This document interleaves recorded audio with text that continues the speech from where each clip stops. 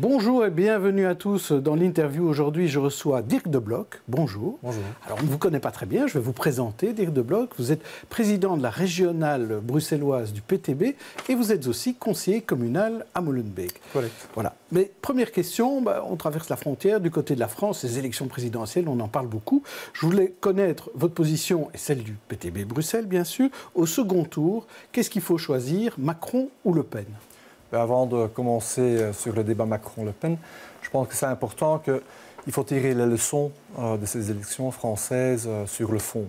Donc on a vu que la nouveauté dans ces élections, c'est vraiment la montée d'un mouvement, une alternative de gauche à gauche de la gauche, où un Français sur 5 a en fait fait un choix en rupture avec l'austérité, les politiques d'austérité du gouvernement Hollande et son ministre Macron. Je pense que c'est la première chose à tirer. Là, vous additionnez Jean-Luc Mélenchon et l'extrême gauche, Artaud et Poutou, par exemple. Mais, soyons clairs, en tout cas, il n'y a pas juste Mélenchon, mais un Français sur 5 a voté Mélenchon, la France insoumise. Et donc, je pense que c'est important. Il y a un rejet des politiques mises en place depuis des années. Et donc, on le voit partout en Europe, aussi en Belgique, que les partis qui ont gouverné pendant des années, ont eu une raclée électorale très fortement. Et c'est dans ce cadre-là qu'il faut comprendre en fait la montée de Le Pen, où on voit aussi en Belgique qu'un vote extrême droite est souvent un vote de rejet de ces politiques d'austérité des partis traditionnels. Le PTB est sur le terrain, parfois dans les quartiers abandonnés par les autres partis traditionnels, et mène le combat corps à corps avec les gens pour les regagner de l'extrême droite. Et on voit effectivement que les gens ont besoin d'une alternative sociale parce que sinon, ils devront se faire la concurrence entre eux pour le trop peu d'emplois, le trop peu de logements sociaux, par exemple. Mais ce n'est pas très nouveau que l'extrême droite existe, et en France, et par exemple dans le nord du pays. Mais à ma question, Macron ou Le Pen, quelle est votre réponse ? Donc, la France a dû effectivement avoir une question difficile à résoudre. On a vu que les barrages contre Le Pen en 2002 n'ont pas résolu, n'ont pas stoppé la montée de la FN ni Le Pen. Et donc, ils ont dû réfléchir qu'est-ce qui va stopper Le Pen, pas juste maintenant au deuxième tour, mais à long terme aussi. Et donc, soyons clairs, Mélenchon, il a dit très clairement aussi, pas un vote Le Pen. Ça, c'est une première chose. Mais il faut comprendre aussi que combattre Le Pen, les idées fascistes et racistes, on ne pourra pas y arriver avec une politique libérale ou avec un antiracisme libéral. Et donc, il faut une montée d'une force, un rapport de force sociale qui est capable de combattre aussi bien les nouveaux lois de Macron. Mais ce ne sera pas ça. J'aimerais votre avis de PTB, en l'occurrence vous de PTB, PVDA, puisque vous présidez, c'est un parti bilingue, le PTB. Quel est votre avis à vous ? Parce que ça, c'est l'avis de Mélenchon, très bien, mais votre avis à vous, PTB ? On pense que c'est en tout cas, le PTB est le Parti du travail de Belgique. Donc, je vois qu'il y a un petit jeu politique où on essaye de nous faire dire des choses, mais donc c'est important. Comme les autres partis. Oui, c'est ça, tout à fait. Donc, on trouve important qu'on pense que Le Pen ne peut pas recevoir les cadeaux de pouvoir se faire comme seul contre tout l'establishment. Le Pen n'est pas la candidate anti-establishment de fond. Elle est une candidate qui est anti-syndicale, raciste, elle ne défend pas les travailleurs. Oui, mais justement, vous êtes antiraciste, vous êtes internationaliste, tout à fait. Vous êtes pro-syndicaliste. Donc ce n'est pas mais on vote blanc, alors c'est ça que ça veut dire ? Non, les gens, et ça je trouve innovateur au niveau de la démarche de Mélenchon, Mélenchon a demandé à interagir avec les gens de France Soumise. Il a dit, je n'ai pas le mandat de pouvoir faire un appel moi-même pour Macron. Il dit, de toute façon, pas Le Pen, il a exclu cela. Mais donc, il a profité de cette occasion de rentrer en contact, de sensibiliser les gens, de dire, attention, ce n'est pas que le deuxième tour qui va faire barrage. J'ai bien compris. C'est aussi tout le travail après sur le terrain qu'on devra entamer. Vous ne voulez pas répondre à ma question, en fait. Oui, c'est peut-être plus simple de me dire, moi je préfère pas répondre. Mais je pense qu'un appel à voter Macron n'est pas peut-être la meilleure façon de combattre Le Pen, ni à court terme, ni à long terme. Alors je voudrais vous montrer cette une de Libération, parce qu'on y voit, hier, et Macron et Le Pen sont allés chez Whirlpool, cette entreprise délocalisée, et Le Pen a été faire des selfies, tandis que Macron a vu les syndicats. Cette politique, justement, qui rejette l'establishment et rejette aussi les syndicats, ça, c'est pas votre politique, hein ? Non, clairement. Je dis, nous, on est pour que les syndicats soient forts, combatifs, et donc là, on voit vraiment que l'hypocrisie totale. Il n'y a rien dans le programme de Le Pen. Elle est anti-syndicale, elle est anti-travailleur à ce niveau-là. Mais vous mettez en garde, quoi. Vous mettez en garde. Mais évidemment, on met en garde contre Le Pen. Et donc, mais Macron, c'est quand même important de comprendre que Macron, il est prêt à gouverner avec des ordonnances, à dépasser le Parlement aussi. Et donc, on a le choix entre le mal et la cause du mal quelque part. Et donc, ce choix, ce faux choix, on le refuse. Parce que ce n'est pas ce faux choix au deuxième tour qui finalement va résoudre les questions difficiles à résoudre de comment on va combattre Le Pen à terme. Je dois vous dire qu'en travaillant sur le terrain, le PTB va en discussion, va en débat avec les gens qui sont séduits par le discours de l'extrême droite.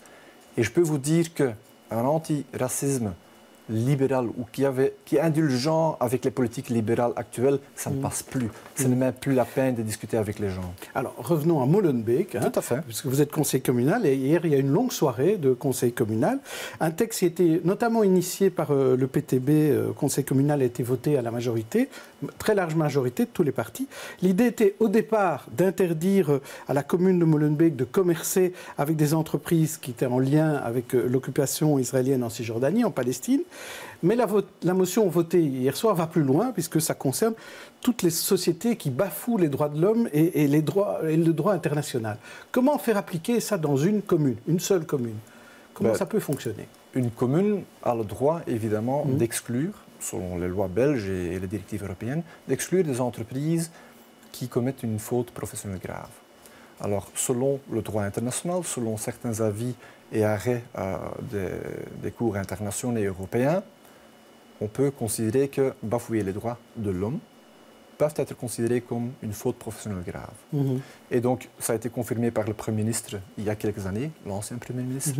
Et donc, c'est possible pour une commune d'exiger des firmes de ne pas être actifs, ni leur société fille ou mère ou sœur, les filiales, dans des activités qui sont jugées par la communauté internationale comme illégales, comme la construction du mur sur le territoire palestinien.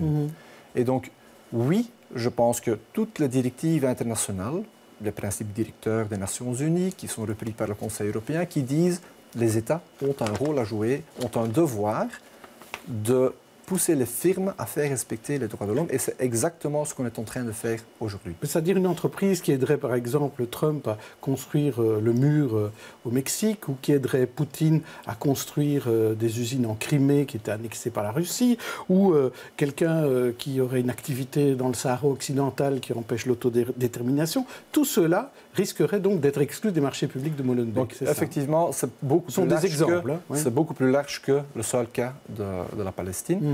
Donc, on a admis que l'évaluation de ce qui est considéré comme illégal selon le droit international ou les droits de l'homme, on doit se concentrer sur des avis et des arrêts. Pas comme sorti de notre chapeau, il faut quelque part une base juridique aussi pour le faire. Et donc, ce n'est pas n'importe qui. Il y a des arrêts, par exemple, sur la construction de murs qui existent et sur lesquels on peut se baser. Actuellement, il n'y a pas encore des arrêtés ou des arrêts ou des avis, des cours sur la construction de murs. Peut-être il y aura bientôt. Mais donc actuellement, ce n'est pas le cas. Mais l'idée, c'est que ce soit élargi à tout cas contre le droit international. Alors, je voulais revenir avec vous sur le dossier des logements, parce qu'à Bruxelles, c'est quand même un gros problème. C'est difficile de trouver un logement abordable, accessible, en tout cas. Et alors, il y a une nouveauté avec la 6e réforme de l'État, c'est qu'on peut régionaliser le bail. Et là, vous voulez donner beaucoup plus de contraintes chez le bailleur pour qu'il y ait plus d'accessibilité. Donc, une de vos idées, c'est une grille des loyers plus contraignante. C'est-à-dire, vous voulez empêcher le propriétaire d'augmenter le prix du bail? Oui, tout à fait. Actuellement, les loyers ont flambé. En 15 ans, maintenant, le loyer moyen a augmenté de 150 €. Les gens, les familles sont de plus en plus vraiment incapables de payer. Pris à la gorge. On ne sait plus payer le loyer. C'est une source importante de pauvreté. Face à ce constat-là, les autorités ne peuvent plus rester inactifs. Et donc la grille indicative que propose la ministre Frumeau est complètement à côté de la plaque et ne résoudra rien. Donc le PTB a dit, OK, depuis des années, on constate le problème, maintenant il faut mettre fin au problème et il faut des mesures contraignantes comme ça existe déjà dans des autres villes, des grandes villes en Europe, comme Paris et des autres villes, et Berlin par exemple. Donc, les autorités doivent garantir que le droit au logement, le droit à un logement digne et abordable est garanti. Si le marché privé n'est pas capable de l'offrir et de garantir, alors les autorités doivent intervenir et dire stop. Mais s'il y avait un marché public plus actif et plus efficace, il n'y aurait peut-être pas ce problème dans le marché privé. Évidemment. C'est aussi l'abandon des investissements dans les logements sociaux et publics, par exemple. Quand on voit que dans les années 80, on a pu construire 1000 logements sociaux et publics par an et maintenant on peine avec 200 par an. On va pouvoir résoudre la liste d'attente des logements sociaux en 200 ans. C'est impossible. On voit qu'une ville comme Vienne est capable, dans certaines années, de construire 5000 logements sociaux et publics par an. C'est vraiment une volonté politique. Et ici, Frémaux a clairement choisi le camp des barons du béton, des spéculateurs, des promoteurs immobiliers et n'a pas écouté du tout les 60% de Bruxellois qui doivent louer et qui doivent maintenant payer cher les loyers. Vous savez qu'il y a des pénuries en logement, on le disait. Il y a aussi des pénuries pour les écoles, donc c'est pas évident. Il faut beaucoup construire à Bruxelles. Or, on a l'impression qu'à Bruxelles, on n'arrête pas de faire des travaux. Est-ce que là, vous voulez bétonner encore davantage? Non, donc ce n'est pas tellement le problème de manque de logement seulement. C'est aussi une question de logements vides qui existent. Il y a des bureaux vides qui existent, des millions de mètres carrés de Il y a trop de bureaux à Bruxelles? Oui, il y a trop de bureaux. Il y a même une institution qui mesure les bureaux vides à Bruxelles. Et donc, on parle de presque 1 million de mètres carrés. Et donc, il y a des bons exemples à l'étranger et aussi à Bruxelles, mais des petites où on transforme des endroits, des espaces dans des logements qualitatifs pour les gens, où les gens peuvent vivre et où on peut répondre aux besoins du marché. Et donc, ça, c'est des alternatives. Il y a de l'espace. On voit que maintenant, des initiatives comme Upside, en quelques années, on construit toute une tour. Mais pour les logements sociaux et publics abordables, c'est toujours un problème, c'est toujours compliqué, il n'y a jamais de la place, il n'y a jamais de terrain. Et donc là, ça montre clairement qu'il y a un choix que ce gouvernement refuse de faire.